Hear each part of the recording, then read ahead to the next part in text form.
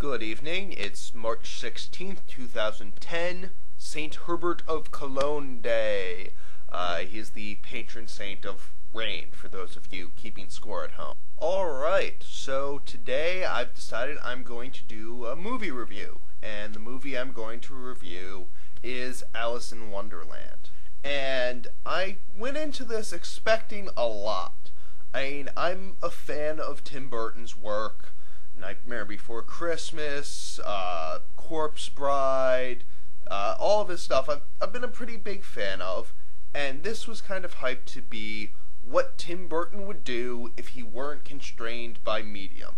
Whether it's live action, claymation, he'd been restrained before, and now with CG, he could just do whatever the heck he wanted, and I expected it to be awesome.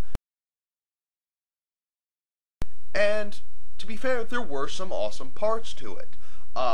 For example, the White Rabbit I thought was very well done.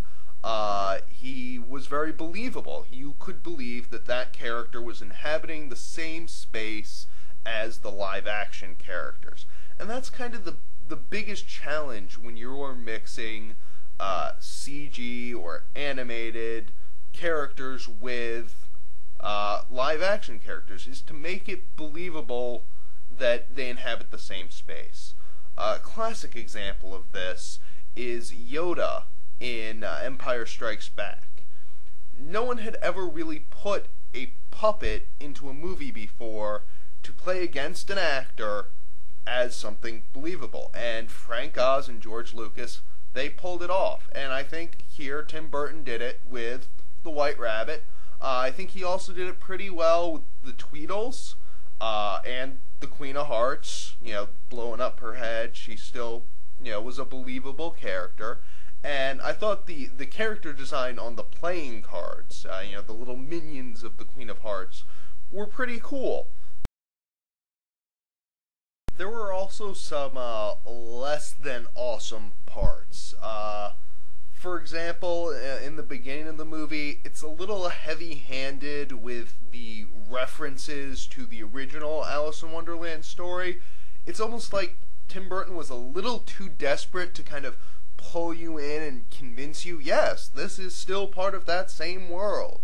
It was just a little heavy-handed for me. And then, following after that was the fall down the rabbit hole, which, in the Disney version, was a little psychedelic, but pretty mellow. The 1985 television version, which to me is the definitive film adaptation of Alice in Wonderland, it's pretty chaotic, but, they were working with their medium. In this version, the fall down the rabbit hole is confused and fast, and doesn't really make any sense. If you've seen previous versions, you kind of know what's going on.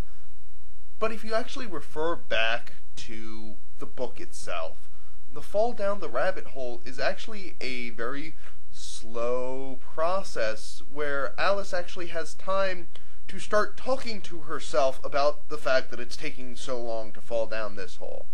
And basically, I just think in this version, the falling down the rabbit hole was not very well executed. Also not well executed was the character of the Bandersnatch.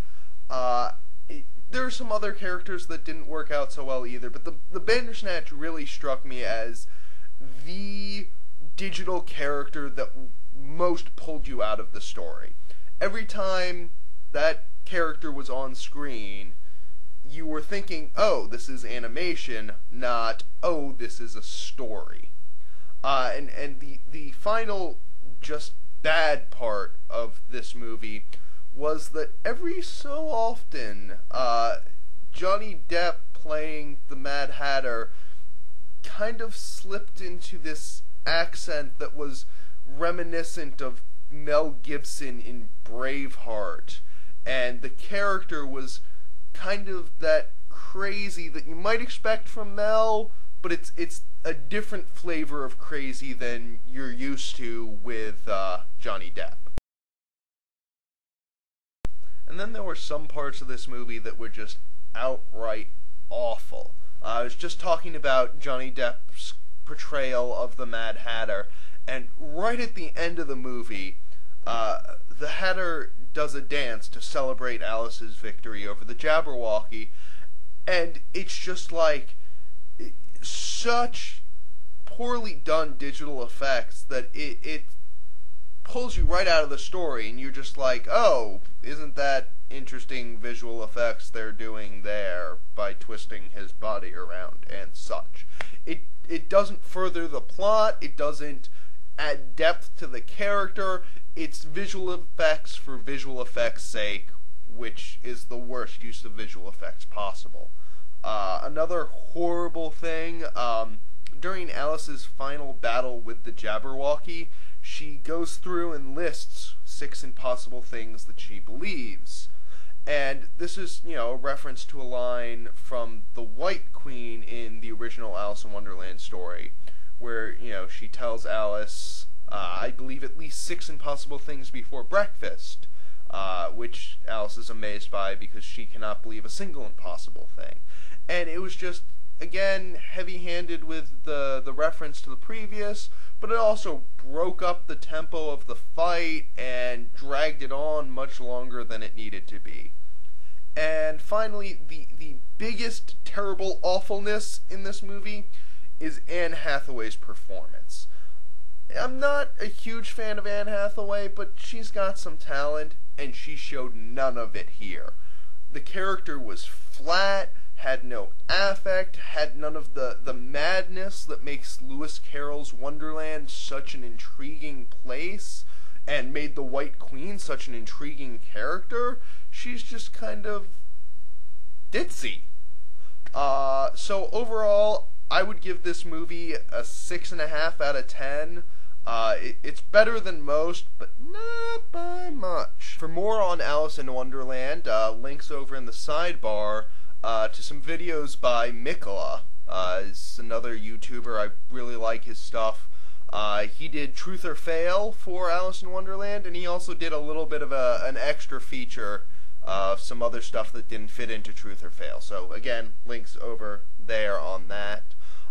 And if y'all like this movie review, I've got another movie I'd like to review next time. Let me know if you want to hear more of this kind of thing. In the meantime, this is the Sugar Man, reminding you as always to drive slow and hurry back.